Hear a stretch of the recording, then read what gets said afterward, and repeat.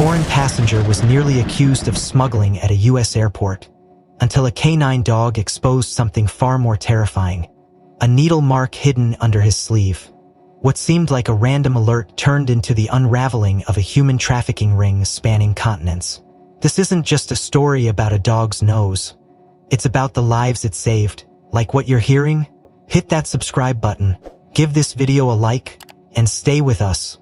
Because what happens next will shake everything you thought you knew about airport security. JFK International Airport buzzed with its usual chaos. A symphony of rolling suitcases, garbled intercom announcements, and impatient sighs echoing under the cold fluorescence of Terminal 4. Travelers moved in organized disorder, weaving between the security lines and gate assignments, eyes glued to phones or monitors. It was just after 9:00 a.m. on a Monday, the kind of morning where everything felt just a little off schedule, a little too loud, but to most people it was just another start to another trip. Detective Sarah Langley sipped her black coffee from a paper cup, standing a few feet away from her partner, a 6-year-old German shepherd named Bruno, who wore his police canine vest with quiet dignity. Bruno wasn't just a dog. He was the department's top narcotics and behavioral detection asset. Calm, alert, precise, never react, which is why, when he suddenly snapped his head toward Gate 47 and let out a sharp, guttural bark, Sarah's pulse skipped. Bruno didn't bark without reason. "Bruno," she called sharply, her tone low but urgent. He was already moving. The leash tugged hard against her grip as the shepherd bolted with precision through the crowd. Gasps followed as people turned to look. A child started crying. Bags were pulled close. Airport police instinctively put hands on holsters. The target? A middle-aged man, late 40th, lean, dressed in a crisp gray blazer with a foreign passport in one hand and a carry-on in the other. His stride was fluid, unhurried, eyes scanning for Gate 49. He didn't see the dog coming. Bruno lunged at the man's left side, not biting hard, not tearing, but locking his jaws on the cuff of his blazer sleeve. The man stumbled, shocked. He yelped something in accented English. "Hey, what's this? What is this dog doing?" Sarah caught up within seconds, badge already raised. "NYPD K9 unit," she barked, placing herself between the man and the now alone gathering of nearby travelers. "Sir, step to the side." "I did nothing, this is an outrage," the man protested, trying to shake his arm free. But Bruno held firm, not aggressive, just anchored. His posture wasn't violent.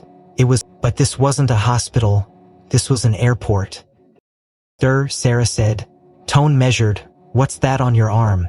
He looked down, saw the scar, and instinctively tugged his sleeve over it. "It's nothing. Old medical procedure, years ago." But Bruno didn't let go. Security officers joined in, flanking Sarah. "Everything all right here, detective?" She nodded toward the passenger. Bruno initiated a flag. "We need to step him aside for a standard questioning. Could be narcotics, could be behavior." One of the officers frowned. "That dog's not known for false alerts." The man looked around, now aware of the growing audience. The cameras, the phones held aloft. "This is a misunderstanding. I have a conference in San Francisco. I'm a journalist." Sarah's eyes didn't leave the scar. "I'm sure you do, sir. But we're going to need to take a look at your ID and ask you a few routine questions in the holding room. If everything checks out, you'll be on your way in minutes." The man sighed, composed himself. "Fine, but I expect an apology, and someone to take note of this discrimination." "Absolutely," Sarah said, offering him a professional smile that didn't reach her eyes. Bruno finally released the sleeve, sitting back on his haunches but still watching the man closely. His tail didn't wag. His ears didn't drop. Inside the airport's discreet security room, the atmosphere changed. The man was offered water. His ID was scanned. A junior TSA agent ran his name through Homeland's database. Nothing pinged. He was clean, no outstanding warrants, no watch list tags. Sarah stood outside the glass window, her eyes on Bruno, who now sat calmly by the entrance but occasionally glanced at the door where the man was being questioned. "Still bugging you?" Officer Mendez asked, joining her. She nodded. "Bruno doesn't react like that unless something's off. It's not just scent, it's behavioral. He saw something we didn't." Mendez folded his arms. "You think it's the scar?" "I think it's more than that," Sarah muttered. "But we'll see." Back inside, the man adjusted his collar. I've told you everything. My name is Miguel Fernandez. Spanish passport. I'm scheduled to speak at a press summit on global migration trends. I don't understand what this is all about. The agent looked at Sarah through the glass, raising his shoulders slightly. Connecting concrete, he mouthed. Sarah walked in. Bruno followed. Miguel's eyes darted to the dog, visibly flinching. He's not going to bite you, Sarah said calmly. But I have a question. Mind showing me your boarding pass and flight itinerary again? Miguel handed it over. Slightly trembling now. Here. She glanced through it, then tapped the edge of his blazer. Is there anything in your inner pockets we should be aware of? She nodded to Bruno. Search. The dog gently approached, sniffing along the man's coat line, collar, and arm, before pausing at the same spot. Again, his nose hovered just above the healed scar. A low, almost inaudible whine left his throat. Not a bark. Something else. Sarah leaned in, inspecting. The mark wasn't old, it was fresh. Maybe 3-4 days at most. Too clean for an accident. Too intentional for a blood draw. She turned to Miguel. Hospital, did you say this procedure was from? I didn't. But it's not relevant. Humor me. He hesitated. Mexico City. Private clinic. Bruno let out another soft growl, not aggressive, just pressing. Sarah didn't look away. We'll need to confirm that. In the meantime, you're not under arrest, but you are being detained for further clarification. Outside the room, Bruno circled once and then sat facing the hallway, tail stiff. Miguel leaned back in the chair, face pale. I don't understand. Why does the dog keep going for my arm? Sarah stared at him for a long moment.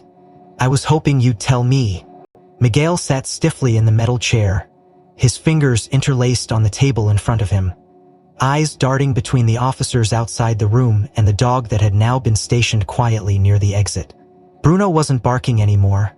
He was still, unnervingly still, with the kind of watchfulness only a working dog could maintain for hours without distraction. The tension in the observation room hadn't eased. Despite the fact that Miguel's documents all appeared to check out, his passport had passed authentication, his itinerary matched a legitimate conference in San Francisco, and there were no flags on his name in Interpol or Homeland Security's database. Yet Sarah couldn't shake the unease building inside her chest like an itch under the skin. She leaned back in her chair, arms crossed, watching the way Miguel tapped his index finger rhythmically on the metal tabletop. You said you're a journalist, right? She asked casually, trying to gauge reaction, tone, micro-expression. Yes, he nodded quickly. From Madrid. I write for an independent media collective. I cover migration and international aid systems. I've been invited to speak about border management and humanitarian frameworks. His voice was calm, measured, even the accent matched, but it all felt too polished. Got any press credentials with you? She pressed. Miguel hesitated just long enough to register on her radar. They were emailed in digital format. I didn't print the hard copies, he explained, but I can show you my LinkedIn, my publications. There's nothing to hide. Sarah exchanged a glance with the TSA officer across the room, who gave a subtle shrug. No lies on record, no prior convictions, no inconsistencies in his story except for the scar, fresh, clean, deliberate. She walked over to Bruno and crouched beside him, scratching lightly behind his ear. What is it, boy? She murmured under her breath. The dog remained quiet, eyes fixed on the door to the room where Miguel was seated, posture taut. He wasn't done. Sarah stood and took a slow breath. All right, she said, stepping back into the room. Fernandez, everything you've told us checks out. Unless we have anything new from our end in the next few minutes, you're free to go. We appreciate your cooperation. Miguel exhaled sharply, visibly relieved. Thank you, I understand. These things happen. Sarah offered a nod, motioned for Officer Mendez to bring back Miguel's bag. We'll have someone escort you back to the terminal. She walked him to the hallway outside, Bruno following behind at a measured pace. The terminal noise filtered faintly through the walls, the hum of life in motion. This way, sir, Mendez said, gesturing toward the main exit. Miguel turned to Sarah with a small smile. For what it's worth, I'm used to tight borders. Just surprised this happened on arrival. But before Sarah could reply, a sudden low growl cut through the corridor. Bruno had stopped walking. His body froze mid-step, eyes locked again on Miguel's left side. Sarah's heart stuttered. Bruno? she called cautiously, but the dog didn't respond. Instead, he edged forward, barking once, sharply, directly, then again, louder. His stance lowered into full alert. Miguel instinctively stepped back, startled. What's wrong with this animal?" he snapped, his previous calm cracking. Sarah's instincts flared to life like a switch being thrown. "Brunner heel," she barked, trying to reel the dog in, but he didn't retreat. He advanced again, slow, deliberate, not with violence but with unwavering focus. Nose hovering once more at the man's elbow, right above the scar. The hallway was suddenly silent, the few officers nearby frozen mid-action. Bruno barked again, insistent. Sarah saw it now with absolute clarity. The way the dog's body bristled. The way his muscles tensed. Not with aggression, but with recognition. She stepped closer to Miguel, her voice lower now, harder. "What aren't you telling me?" Miguel's jaw tightened. "I've already told you everything. Then why is he alerting a second time in the same exact spot?" Sarah's voice was steady but laced with Bruno's not a bloodhound. He doesn't just go for scent. He's trained to read behavior, track patterns, detect compounds, trauma residues. He's reacting to something. Miguel's gaze flickered toward the door as if calculating escape, but the corridor was narrow and the uniformed officers were all watching now, hands beginning to drift near their belts. "Sir," Mendes said cautiously, "we need you to come back with us for just a few more questions." Miguel's shoulders tensed. "We can't ignore it. This is insane. It's protocol." Miguel's expression hardened into something more defensive, less diplomatic. "You're profiling me." "We're responding to a working dog's flag," she corrected. "You're the only individual in this terminal to have drawn repeated focus from a federally trained canine. So unless you want us to make this formal, I suggest you stop resisting." Bruno let out another low growl, like a warning before a storm. Miguel turned to Mendes, his voice tight. "Let's get this over with." They returned to the security room. The moment the door shut, Bruno sat directly by it, ears alert. Sarah stepped out to make a call to NYPD Canine Command for a secondary handler opinion, and to request a more advanced bioscan. Something about this wasn't normal. On the surface, Miguel was clean, but her gut said otherwise, and she trusted it. She always had. A few minutes later, Bruno, still seated by the door, rose suddenly, his tail lifted. He began pacing, nose to floor, then back to the wall, toward where Miguel sat on the other side. Another bark erupted, and this one echoed louder, sharper. It wasn't a mistake. Whatever had been overlooked before was now stirring again. Sarah returned to the room, her eyes narrowing. "Mr. Fernandez, we're going to conduct a medical scan. You don't need to be alarmed, it's non-invasive, but it helps us detect chemical compounds or substances absorbed through the skin, things our K9s are trained to identify." Miguel's fingers curled subtly. "You need a warrant for that." Sarah leaned forward. "Not if you're being held under suspicion of biological trafficking or concealment, which, at this point, is a growing concern." "Biological what?" "We've seen this before. Marks that look like scars but conceal subdermal tags. Storage sites for microampules, even trauma indicators." Miguel said nothing. He sat back, eyes unblinking. Sarah gave him a long look, then turned to the officer. "Run the scan." The handheld bioscanner emitted a soft beep as the blue light moved slowly across Miguel's forearm, pausing briefly at the scar. The small monitor displayed neutral readings, nothing overtly toxic or foreign detected. Yet Bruno's low, persistent growl said otherwise. Sarah frowned at the discrepancy. "Run it again," she instructed. The tech obeyed, scanning once more. "Still clean. Maybe the dog's picking up trace adrenaline," the young agent offered, trying to bridge logic with what the technology couldn't see. Could just be fear, but Sarah wasn't convinced. Bruno had flagged anxiety before, sure, but not with this kind of precision. Not twice, not locked onto a single location. "Pull his ID again," she said sharply. "Full biometric pass this time, use CBP Level 4 protocol. I want to see if the face matches the chip." The tech hesitated. "You think it's a fake passport?" "I don't think anything," she replied. "I want the system to tell me." Miguel sat stone still, watching her through the thick glass. His expression had turned opaque, lips tight, one foot bouncing under the table in a steady rhythm, almost like a countdown ticking inside his head. Sarah watched from the control room as the facial recognition scan processed. The monitor split in two, the passport photo on the left, Miguel's real-time face on the right. An alert tone chimed. No match, the system read. Sarah's heart thudded. Rerun with database cross. Another series of beeps. The system tried to compare Miguel's face to multiple government records. DMV, visa applications, Interpol files. Another alert. Profile mismatch, possible synthetic document, manual override required. Sarah's jaw tightened. She turned to Mendes. You need something tangible. Miguel's carry-on had already been cleared once. X-rayed, hand-checked. Nothing unusual noted. But Sarah asked for it to be brought in again. This time with Bruno inspecting under a more sensitive protocol. The bag was unzipped on the metal table. Contents laid out carefully. A laptop, some travel-sized toiletries, 2 shirts, 1 folded blazer, a thin leather-bound notebook, and a winter coat that seemed slightly too thick for a San Francisco trip in April. Bruno immediately pushed past the other items, nose pressing deep into the jacket, tail raised, movements sharp and specific. Alert, Sarah said. That's an alert. But there's nothing in there, the officer said, lifting the coat, shaking it gently. It's just a jacket. Scan it, Sarah ordered, every layer. They placed the coat under the airport's portable millimeter wave scanner. The image on the screen pulsed once, then lit up with a strange void where the lining should be. That's not insulation, the tech said. That's shielding. Lead? Sarah asked. Composite, probably, some kind of blend. It's definitely not airport standard. Sarah stepped closer to the screen. So he's lining his clothes with scamp ladder material. Why would a journalist need that? Mendes shrugged grimly. Microelectronics?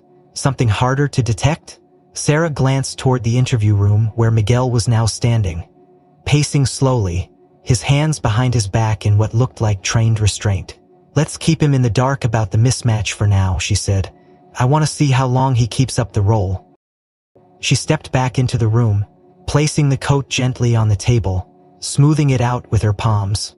Nice piece, she remarked casually. Warm, well-tailored. Miguel watched her warily. It was a gift. From whom? A colleague in Turkey. Sarah's eyebrow arched just slightly. Funny. Most coats from Turkey don't come lined with radiation-shielding polymers. You mind if I open the seam? It's just a coat, he said tightly. It's cold in San Francisco, isn't it? This cold? She asked, and gave him a long look. Silence stretched. Outside the room, Bruno paced again, tail rigid. Sarah turned toward the mirrored glass, giving a slight nod to the forensics agent waiting just outside with scissors and tweezers. We'll need to examine the lining. Miguel didn't stop them, but his eyes darkened. Sarah noted it, subtle, but there, the loss of the last layer of control. As the coat's hem was opened with careful precision, a strange stiffness was revealed in the lining, as though thin sheets had been inserted beneath the surface. When peeled back, there was a narrow pocket, almost invisible, sewn into the inner chest area. The room went quiet. Inside the pocket was a small, clear envelope. Empty, but the plastic smelled faintly of something antiseptic, almost medical. Sarah didn't touch it directly. She slid it into an evidence bag. Mr. Fernandez, she said slowly, I'm going to ask again, why are you here? Miguel said nothing. His face remained unreadable, but his pulse had quickened visibly at his neck. I think we both know you're not here for any conference. Your face doesn't match the chip. The real Miguel Fernandez is either unaware you're using his identity, or he's not alive anymore. Either way, you're not him. Still, he didn't speak. Sarah leaned in. And if you think you can stall us until your window closes, you'd better think again. We've already flagged your flight. No one's boarding until we finish this. Mendes entered, holding up a tablet. We got something from state. The passport number belongs to a real person, yes. But he reported it stolen 6 weeks ago. From Madrid, guess what? Different photo, same name. Sarah turned back to Miguel. So now we've got a fake passport, a scan-resident coat, and a dog who won't leave you alone. You want to start telling the truth, or should we keep peeling? Bruno barked again, this time sharp and low. His eyes focused not on the coat now, but on the notebook on the table. Sarah's gaze followed. She reached for it slowly. Miguel tensed. Don't touch that, he said, his voice suddenly harder. Sarah stared at the notebook as if it had just changed shape in front of her eyes. its smooth black cover oddly pristine compared to the scuffed corners of Miguel's luggage. Bruno hadn't looked away from it since his last bark, and Sarah knew better than to ignore a dog's instinct. "Not this dog, not today. We'll take it into evidence," she said, sliding the notebook into a secure bag. Miguel didn't protest, but something in the tightness of his jaw changed, like a knot pulled taut in the pit of his stomach. Sarah turned to the forensics team, nodding. "Run surface swabs on everything: jacket lining, notebook, carry-on interior. Full panel: narcotics, organics, chemical agents, synthetic compounds." One of the techs took the order and moved swiftly. Sarah lingered in the observation room, watching as the analyst opened up a portable chemical scanner and began the initial sweeps. Within 10 minutes she saw it. The shift in the analyst's brow, the way he froze mid-scan, then leaned in. "Detective Langley," he called softly. Sarah crossed the room. "What do you have?" He held up the result panel. "Trace presence of ketobemidone, ultrapotent opioid, not available over the N. Not even in most trauma units here. It's a surgical-grade analgesic, used in battlefield amputations, extreme trauma care, emergency surgery only." Sarah felt her stomach drop. "You're sure?" "Yes. It's almost undetectable unless you're looking for it specifically." It was inside the lining of the jacket and on the outer flap of the notebook. Microscopic levels, but half fresh? Less than 72 hours. And it didn't get there by accident. Sarah stepped back, processing. This wasn't about drugs for sale, this was deeper. Controlled substances like ketobemidone weren't just powerful. They were rare, tightly regulated, and politically volatile in the wrong hands. She walked into the interview room again, expression harder now. Miguel sat where she'd left him, staring blankly at the wall. "You were carrying restricted analgesics," she said plainly. "Trace amounts in your coat and belongings. Would you care to explain?" His eyes didn't flicker. "I have nothing illegal." "Maybe not anymore," she replied, "but something was stored there. Enough for the dog to catch and for our systems to verify. Medical grade. Non-chemical. Where did it come from?" He was silent for a long moment, then said quietly, "Do you have any idea what ketobemidone is used for in a field hospital?" Sarah crossed her arms. "I know exactly what it's used for. I also know it's not distributed through gift shops or sewn into trench coat." Miguel exhaled. "I wasn't trafficking, I wasn't hiding it for sale. I was carrying it for someone else. For a patient." Sarah narrowed her eyes. "Start talking." He sat forward slowly, folding his hands together with deliberate calm. "My name is not Miguel Fernandez. I took his documents when I crossed the Aegean Sea on a boat filled with other men like me. I paid a man for the papers, because I knew no one would let me in under my real name." "Which is?" "Dr. Nabil Haddad," he said quietly. "Former trauma surgeon, Aleppo Military Field Unit, from 2010 to 2016. Then, volunteer with Médecins Sans Frontières. Then, prisoner." Sarah's face remained impassive, though her thoughts were spinning. "What happened to you?" "They found out I was treating civilians, children, wounded rebels, anyone who came through the door." "Who's they?" "The ones who ran the prison outside Homs. They don't wear uniforms. They wear suits and ask questions with knives." He paused. "They beat me. They kept me alive only because I could still operate. I sewed men back together while bleeding myself. I amputated limbs with garden shears. I lost track of how many days I was there." He looked up, his eyes suddenly raw. "Eventually someone got me out. A smuggler. I paid everything I had left. I made it through Turkey, then Greece, then up through southern Spain. The ketobemidone was stolen from an abandoned supply cache in the mountains outside Gaziantep. I took it to treat one of the boys who collapsed from pain on the road. I used the last of it in a train station bathroom in Lyon, sewing up a man's stomach with fishing line and my own shaking hands." Sarah stood still, absorbing it. There was no theatrics in his voice, no melodrama, just exhaustion, the kind that clings to a person's bones. "Why lie?" she finally asked. "Because the moment you say Syria at an American airport, they stop looking at your hands and start looking at your eyes. As if war makes everyone crazy. You said you were a journalist. I was desperate. I needed to enter. I have a cousin in San Diego. He runs a clinic. He told me there was a way to apply for humanitarian parole, but only if I could make it past the gate. Sarah said nothing for a long beat. Then she moved slowly to the corner of the room, her voice quiet now. You are carrying restricted substances across 3 international borders. That alone gets you detained. I know. You used a stolen identity, which can constitute fraud under federal law. I know that too. You concealed scambag materials in personal clothing designed to evade detection. Because the jacket belonged to the man who smuggled me into Morocco. He gave it to me when I started shaking in the cold. I didn't realize until later. That's convenient. No, detective, that's survival. She held his gaze for several seconds. Behind her, Bruno lay down slowly, but didn't take his eyes off the man. Mendes appeared at the doorway with a quiet knock. Langley, you're going to want to see this, he murmured. Sarah stepped out. We got a hit, he said, leading her back to the lab. Purple database. Dr. Nabil Haddad was listed as missing in 2017. Presumed dead after a hospital bombing. Facial recognition just matched his image to a UN report photo from 2015.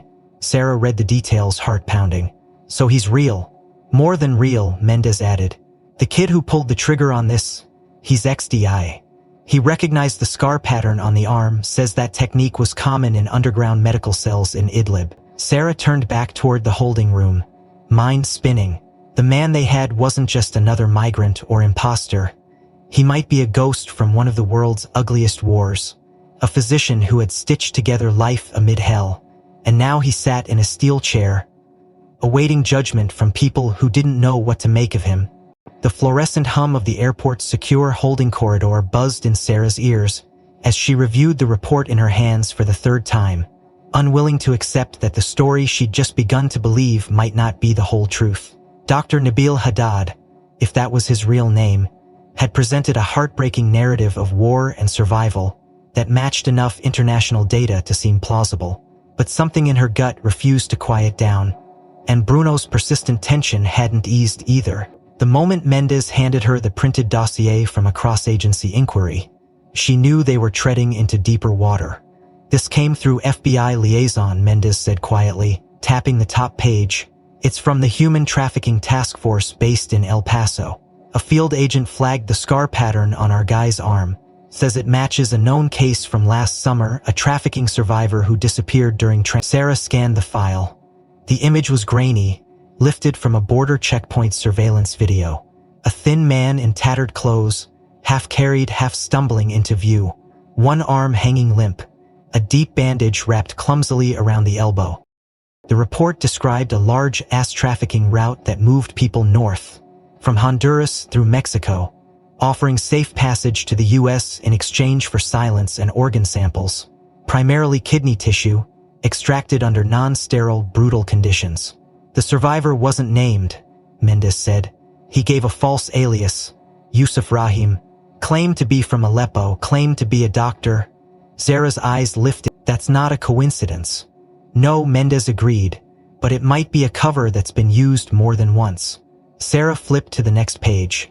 The FBI analysis included biometric estimates, gait comparison, and body mass approximation. While no exact match had been confirmed, since the border escapee had vanished before ICE could verify him, the scar data was striking. Same arm, same placement, same curvature in the healing pattern. Either Dr. Haddad is the same man who disappeared in Texas, or someone else from that same underground network, Sarah said. And either way, he's not clean. Mendes nodded grimly. What bothers me is the context. If he's who he claims, then his capture, disappearance, and reappearance here doesn't just suggest survival. It suggests exploitation. You think he was part of a trafficking loop? Or forced into one? Mendes said. And if so, the fake passport wasn't the beginning, it was the end of something much worse. Sarah returned to the observation window and looked through the one-way glass at the man seated calmly in the interrogation room. Nabil, if that was his name, sat still, hands resting in his lap, eyes staring downward as if waiting for something to come. Bruno lay beside her, tail stiff, ears twitching each time the man shifted. She took a breath and stepped back inside the room. Dr. Haddad, we've received information suggesting you may have crossed through Mexico last year, possibly under a different name, Yusuf Rahim, Do you want to explain that? Nabil looked up slowly, the weight in his expression more fatigue than surprise. I don't remember giving a name, he said softly. I remember the desert. I remember pain. Your scar matches someone reported to have escaped from a cartella trafficking ring near Reynosa, Sarah continued. A man who claimed to be a doctor from Aleppo. We have a picture, we think it's you. He paused, then gave the smallest nod. Yes, that was free. I thought making it past that checkpoint meant I was finished with that part of the journey. Why didn't you disclose it earlier? Because it wouldn't change anything. You'd think I was a liar either way. We're trying to understand, doctor, she said, leveling her voice. Help us. Nabil's jaw clenched. I was captured after I left Turkey. I was told I'd be brought safely to America if I worked. I didn't understand what kind of work until it was too late. They made me operate on the others. On boys, on women. Under generators in old barns. I used spoons and vodka to clean the wounds. I begged to stop, but they said I'd be next. And then one night I ran. He looked up, eyes that she'd be discarded. And I couldn't carry her. I couldn't. Sarah stood in silence, trying to thread truth from trauma, fact from fiction. Mendes appeared at the door with another file. Langley just got something else. You'll want to see this. She excused herself again and opened the file outside the room. Inside were notes from the FBI medical forensic team. Data they'd run off the scan residues from the coat and notebook. Ketobimidone was only the first layer, Mendes said. They found 2 other agents, sofentanil and etomidate, in extremely low concentration. Both used in conscious sedation. Both track with field amputations and illegal surgeries. Whoever wore that coat was handling people who didn't just need pain relief. They needed to be silenced, sedated, and kept still. Sarah exhaled slowly. This isn't personal medical use anymore. This is triage under coercion. Mendes nodded. And if he was forced to assist, he might also be the only surviving witness to a transnational medical trafficking ring. That would explain the scandalous too, the unforged ID, the inconsistent timeline, the fear. Sarah looked back at the interview room, where Nabil now leaned forward, fingers tracing slow, nervous arcs on the tabletop. So now we have a man who may have survived war, imprisonment, torture, cartel smuggling, and medical slavery, all while being trafficked across 3 countries. Mendes shook his head. And the worst part is, no one's looking for him. He's not on any missing persons list. He's not protected under any treaty. He's not even officially alive. Sarah said nothing for a moment, then turned to Bruno. The dog had sat up, his gaze steady, calm now. You were right from the start, boy, she murmured. There's more under the surface than we ever thought. She walked back into the room slowly, closed the door behind her, and sat down. Dr. Haddad, she said, her voice different this time, lower, steadier, nearly kind. You believe you are part of something much bigger. We believe you may have been trafficked for your skills and silenced by fear. What you know could save lives. But you have to help us help you, because if you vanish again, we might not find you next time. He looked up with weary eyes. What happens now? There was something fragile about the way Nabil, or whoever he truly was, sat now in the interrogation room. His shoulders curved inward as if his own body were trying to close around a truth too dangerous to let out. Sarah stood just beyond the glass, arms crossed, weighing everything they'd uncovered, and yet knowing that something still didn't add up. Every piece they had, FBI trauma records, cross-bended medical traces, chemical agents, pointed to something more complex than even the worst-case trafficking scenario. Yet her instincts, sharpened by years in the field and amplified by Bruno's unwavering focus, told her this man still wasn't defiance anymore. It was fear. Mendes stepped beside her with a file tucked under his arm and a skeptical look on his face. He pulled a UNHCR record from their Refugee Protection Registry. There's no listing under Nabil Haddad. None with matching scars, birth date, nothing. Even Médecins Sans Frontières had no record of him. Sarah didn't respond. He continued. But we did something else. We brought in a level 4 interpreter from the Department of Immigration. Native Syrian dialect specialist. Asked him to have a conversation. Nothing formal. Just see if this guy really speaks what he claims. NAs. The accent's off, Mendes said. eyes serious. His Arabic is too academic, too flat, and when the interpreter started mixing in regional terms from Aleppo and Homs, the guy got confused. So he's not Syrian? Doesn't seem so, Mendes confirmed. But here's the thing, when the interpreter casually switched to Spanish during the exit greeting, the guy flinched. Sarah's gaze sharpened. Flinched?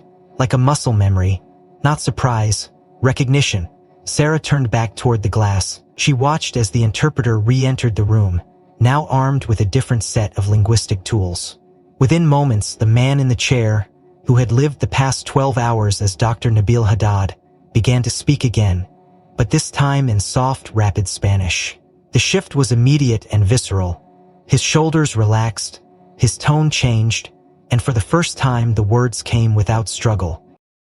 The interpreter translated as they went. He says his name is Luis Fernando Chavez, born in San Miguel, El Salvador, grew up near the Lempa River, crossed into Guatemala at 16, picked up by coyotes near the southern border of Mexico, spent months in transit camps. Czar's stomach turned. Mendes whispered, "We've been playing this all wrong." Luis, no longer Nabil, spoke in a near-on tone, as if releasing his story not out of... He says he was told if he posed as a Syrian doctor, he'd be fast-tracked into asylum, the interpreter explained. The story was given to him, rehearsed, memorized. He practiced medical vocabulary, learned to identify war zone details. Why? Sarah asked softly. Because they needed a ghost, the interpreter replied. Translating Louis's next words, he says, "They injected him with sedatives, kept him docile during checkpoints. They trained him to look the part, showed him how to stitch flesh, administer topical agents, gave him a passport with Syrian credentials, taught him to say he was a field surgeon who escaped death." Sarah stepped inside the room. Luis glanced up, the fatigue in his eyes now compounded by the weight of recognition. He had been found out, and this time there would be no more masks. "Luis," she said gently, using his real name. "Why the coat, the drugs?" He swallowed hard. "They used me," he said in English, now voice rough. "That I only had to carry things from one place to another. One man," he said, "I had the hands of a doctor. So they made me one." "Made you?" "I was trained to follow instructions, not ask questions. And the drugs? They weren't for me. They were for others. When someone got sick on the road, I was told to keep them quiet, numb, useful." Sarah took another breath, steadying her voice. "And the scar?" Luis looked down at his arm. "That was theirs. The first time I said no, they made sure I couldn't say no again." "How?" "Took blood, then tissue. Then they put something in me, I don't know what. I passed out, woke up cold, weak. The scar is from that night." Mendes stepped forward, brow furrowed. "You were trafficked for organs." "I don't know if they took mine," Luis admitted, "but I saw them take from others. There were vans, tents. I remember holding a boy's hand while he died. He wasn't bleeding, just gone." "Why didn't you run sooner?" Sarah asked, her voice lower now. "I tried. I escaped once near the river. I ran for hours, slept in a drain pipe. But they found me, I don't know how. When they caught me, they injected something again, told me I was property. Then they took me north, and the border... I don't remember crossing, only waking up in Texas, then being moved, then silence. I was always moved before questions came." Sarah leaned back against the wall, her mind catching up with the avalanche of revelation. Luis wasn't just a survivor. He was a crafted identity, manufactured for deception, used as a mule and possibly as medical stock. "They built you," she murmured. Luis didn't respond, but the blank stare he gave her said everything she needed to know. Mendes moved toward the door, whispering into his radio, "Get DHS in here now, and someone from the Human Rights Unit. We're not dealing with a criminal, we're dealing with evidence." Sarah remained inside with Luis, her voice quiet but direct. "You said they injected you. You said they trained you. Did they ever use your body for anything beyond?" Luis hesitated. "I think they were going to, but I got out before that. The last camp I saw a cooler. I saw blood, but I ran."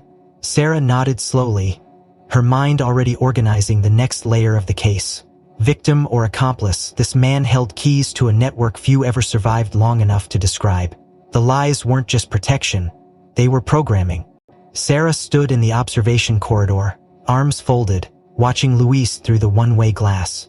The air was thick with things unspoken, trauma that didn't yet have names, scars no camera could photograph. She had seen trafficked victims before, but this was different. Luis wasn't just used, he had been shaped, repurposed, disguised, and somehow, despite all that, he had slipped through the cracks and landed here, alive, and maybe, just maybe, salvageable. Mendez entered the hallway again, phone still in hand, face drawn. "Langley, you've got a call coming through from FT Harlan K9 Division. He says it's about Bruno." Sarah took the phone, raising an eyebrow. "Harlan?" His voice crackled on the other end. "Sarah, I saw your request for a behavioral cross-match with Bruno's previous cases. I think we found your missing link." She leaned against the wall. "Talk to me. You remember the trafficking bust last October outside Tucson? Operation Hollow Thorn?" She frowned, searching her memory. "The abandoned freight containers, dozens of victims?" "That's the one," Harlan said. "Bruno was point dog on that raid. He flagged one of the containers before heat sensors picked up anything. Inside, they found 6 victims barely conscious. One of them died on the way out. The others were traced to a medical trafficking pipeline stretching from Honduras to the Gulf." Sarah felt her heart rate pick up. "Okay, so one of the things Bruno picked up on wasn't just fear response or blood," Harlan explained. "It was chemical. We trained him a few weeks earlier to identify traces of metamidate hydrochloride. Extremely rare. It's a surgical anesthetic used almost exclusively in non-adversat clinics. Black-at supply chains mostly have a distinct post-evaporative signature. Yeah, the compound breaks down after skin absorption. No surface residue, but it leaves a scent signature locked in dermal oil. Dogs can pick it up for up to 2 weeks, no scanner can. Not even mass spec, unless you're scraping dermal layers." Sarah's eyes narrowed. "You think that's what Bruno recognized on Luis?" "I don't think I know. Bruno doesn't forget, especially not trauma tense. That smell triggered him then, and you're telling me he reacted the same way now?" "Exactly the same," she said, voice tightening, locked onto Luis's elbow, where he says they injected him. "Then, that's your link, Sarah. That's how he found him. Bruno knew before any of us did." Sarah returned to the evidence lab with a renewed intensity. She found the forensic chemist and requested another round of skin patch testing, not surface but subdermal oil analysis. "You're not going to get much," the tech warned. "Those compounds degrade almost instantly. Just run it," she said. "Specifically flag metatomidate, ketobemidone, sufentanil. I don't care if it's trace." She stepped back into the canine staging bay, where Bruno now rested in a down position, his head resting on his paws but ears still alert. She crouched beside him. "You knew," she whispered. "You knew the moment he walked by." Bruno lifted his head and looked at her. Eyes scattered extraction he wore in war zones, in warehouse raids, in desert container busts. Sarah scratched behind his ear, her voice barely audible. "You're trusted, you're alert, even when nothing made sense." Half an hour later, the chemist reappeared, brow furrowed. "You're not going to believe this," he said, handing over the result panel. "Skin sample shows a trace chemical breakdown consistent with metamidate exposure, likely applied as injection within the past 10 to 14 days. Almost nothing left but enough to catch a nose like Bruno's." Sarah stared at the data. So he wasn't lying about the injections. No. And if he was part of any clinical activity involving that drug, it wasn't in a hospital. She walked back to the holding room where Luis still sat with hands in his lap, expression hollow. She entered slowly, Bruno at her side. "Louise," she said, her voice soft. "The dog you've met, Bruno, he's not just any canine. He was there in Arizona, at a site like the one you described. He rescued survivors like you. He smelled this same drug on their skin." Louise blinked slowly. "Slippers." Thea remembered a boy. He was lying in a crate next to me. He had the same needle mark. I couldn't move him. He wasn't breathing right. They said it was the quick sleep. That's what they called it. Sarah crouched across from him, her tone steady. "That sleep has a name. Metomidate. Bruno was trained on it after the Tucson bust. That's how he recognized you. He didn't see a lie. He smelled what they did to you." Luis's throat worked. "You believe me?" "I believe what Bruno believes," she said simply. There was a long pause. Luis exhaled slowly, for once without panic. "They always told me no one would care. That even if I escaped, the police would see me as a problem." "You're not a problem," Sarah said. "You're a survivor. And now you're a witness." Outside the room, Mendes stood with 2 DHS agents and a representative from the Department of Justice's Human Trafficking Response Unit. Paperwork was already being drafted for special protection status and potential immunity based on cooperation. But Sarah knew this went beyond legal logistics. This was about giving shape to something long denied existence. She turned once more to Bruno. "You broke the case, didn't you?" The dog gave no answer. But he didn't need to. His silence had spoken louder than the noise of paperwork and procedures. His nose, his memory, his loyalty. Those were the tools that saw beyond forged names and broken accents. Those were what cracked the armor Luis had been forced to wear. Now the challenge would be to find out how many others like Luis were still out there, masked, reprogrammed, barely surviving, and whether the same scent could lead them home. While Sarah remained in the room with Luis, coaxing fragments of memory from his trauma-torn past, a separate team in the digital forensics lab was meticulously working through the contents of the cheap Android phone pulled from his backpack. The device had been password protected, but the pattern lock was rudimentary, left up right, which gave the analysts easy access within minutes. Inside, the phone revealed very little at first glance. No call history, no messages saved, no photos beyond a few blurry shots of tickets, faces in crowds, and bus terminals. But it was the app data, the system logs, the background syncs, that opened a door. A simple offline itinerary app, buried 2 folders deep, showed a recent entry titled Route 7525 p.m., Gate C12. The flight number was listed, ATX 3194, headed from San Francisco to Chicago. The date matched tomorrow's schedule. What caught the analyst's attention was the group booking code. 3 passengers under the same 6-incher reservation ID. Sarah was immediately notified. She left the interview room and headed straight to the operations center, Bruno trailing behind. "Pull the passenger manifest for ATX 3194, she told the TSA liaison. "Flag every traveler under that reservation code." Within moments, 3 names came up: Ana Lemos, Peter Kwan, and Samvel Torosian. They weren't sitting together, and their tickets originated in different countries: Portugal, Hong Kong, and Armenia, respectively. But somehow they had been booked under the same itinerary. No known criminal records, Mendes noted as he scanned the profiles. No known connections either. All are solo travelers. No checked luggage. All 3 are listed as students or freelance workers. "Get them to secondary screening," Sarah ordered. "Right now." The airport's intercom system was discreetly engaged. Security teams in plain clothes approached the gate. Within 30 minutes, all 3 individuals had been rerouted to private rooms for questioning, unaware that their itinerary was no longer random. Sarah began with Anna, a pale, soft-spoken woman in her early 20s with nervous hands and a mismatched Portuguese passport.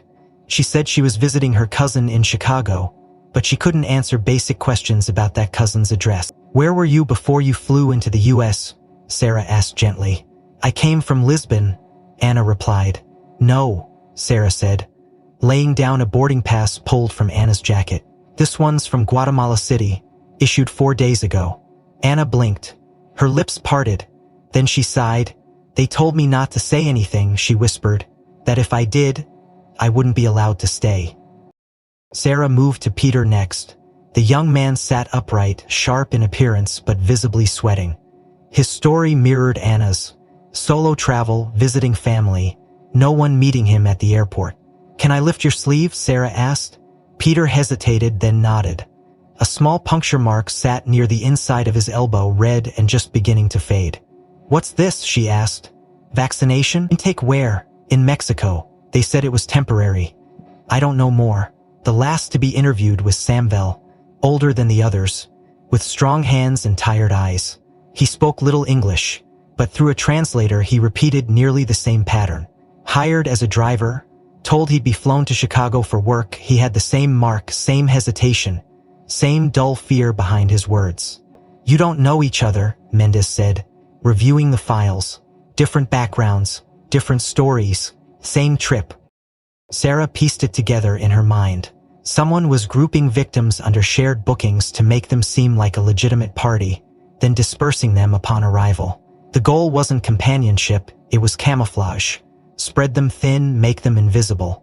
Bruno had been stationed in the interview corridor, and as Sarah walked past each room with him, his behavior shifted in the exact same way it had with Luis. He paused by Anna's door first, sniffed, lowered his head, tail tight. Same with Peter, same with Samville. Every time, his focus narrowed near the forearm. The chemical's still in them, Sarah said quietly. That drug, they're using it on all of them. To pacify, to standardize response. The lab confirmed her suspicion later that night. Subthermodal oil samples from all 3 passengers showed near-identical trace signatures of metamidate and sufentanil. The doses were low but recent. Someone had given them just enough to be manageable, quiet, pliable. And all of them had been told to say nothing. Whoever's running this isn't just trafficking people, Mendes said. They're replicating a system, training them, coding their behavior. This is modular exploitation.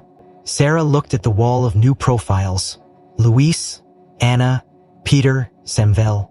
4 names, 4 bodies marked in the same way. 4 paths that should never have intersected yet had. Not by chance, but by design. She stared at the booking code again. 6 letters, typed by someone somewhere who thought the pattern would hide what they were doing. But it had only taken one nose, Bruno's, to unravel it. As the case widened, the operations center transformed from a small holding space into a full-blown command unit. Digital forensics, TSA records, airport medical logs, and Homeland Security agents now moved in coordinated rhythm, piecing together something that had gone unseen for far too long. Sarah stood before a wide screen littered with boarding data, biometric traces, and personnel files. She knew the victims, Luis, Anna, Peter, Samville, had only cracked the surface. For a network this careful to function, someone inside had to be helping. Someone who understood both logistics and human anatomy. That's when she asked for the airport's medical clearance history. Cross-check every name that's issued travel-fit medicals for passengers with minimal documentation in the last 18 months. Especially those traveling under humanitarian exemptions or private charters. The list returned 74 names. They filtered it by repetition, then by inconsistencies in date of exam versus recorded entries in security logs. Only one name repeated with irregular patterns. Dr. Henry Lofton. The file was thin. His airport tenure had ended abruptly 2 months prior. Resignation accepted without dispute. There were no disciplinary records, but internal notes flagged friction with protocol adherence. Sarah pulled his file. Lofton had formerly served with a civilian response unit overseas. Brief stints in Haiti, Honduras, and Jordan. Field medicine background but no trauma certification.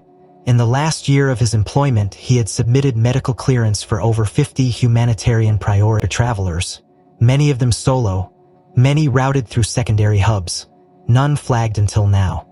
She brought the information to Mendes. "I think he's the inside link," she said. "He knew how to create fake records, make them look official enough to bypass scrutiny and tie it all to vague humanitarian stories, doctor, volunteer, refugee." Mendes nodded, already scanning FAA clearance logs. "We just pulled video from the C-12 corridor, where Luis and the 3 others were scheduled to fly out. There's a pattern. Each time a traveler associated with Lofton's paperwork passed through security, they were processed by the same TSA agent.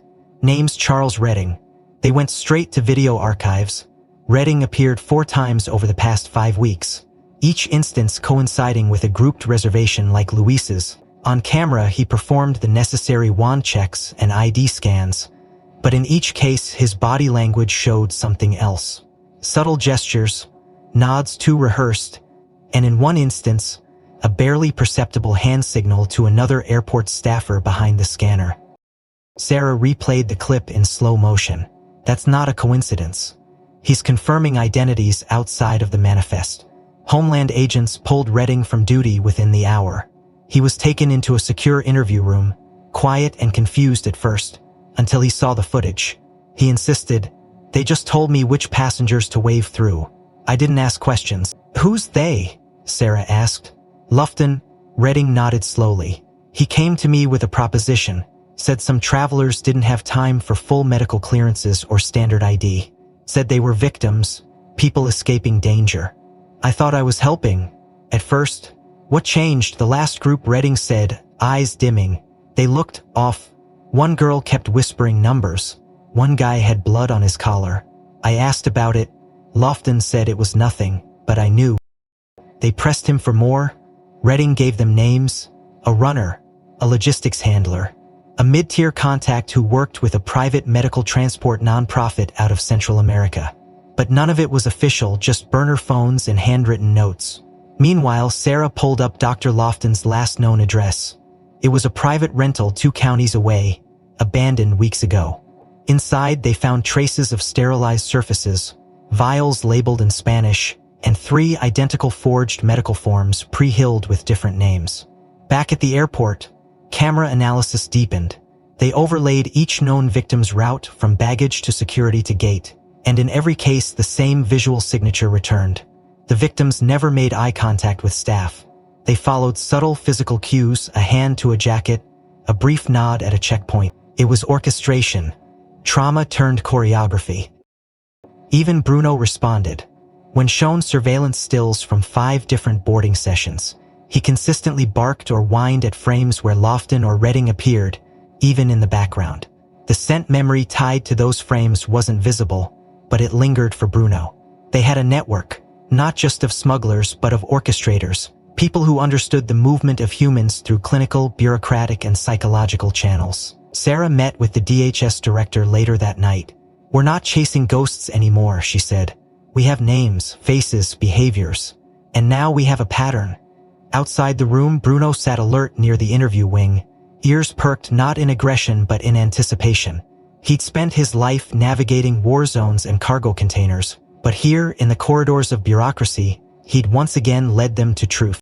In the weeks that followed the unraveling of the trafficking ring, the story of Luis Fernando Chavez, once hidden behind the borrowed name of Dr. Nabil Haddad, became the center of a national debate, one that exposed not only the sophistication of modern trafficking networks, but the inadequacies of current detection systems. While Homeland Security moved swiftly to dismantle the web of fake medical clearances, security loopholes, and front organizations tied to Dr. Lofton's trail, Luis remained under federal custody at a secure facility outside Sacramento. Sarah visited twice during that first week.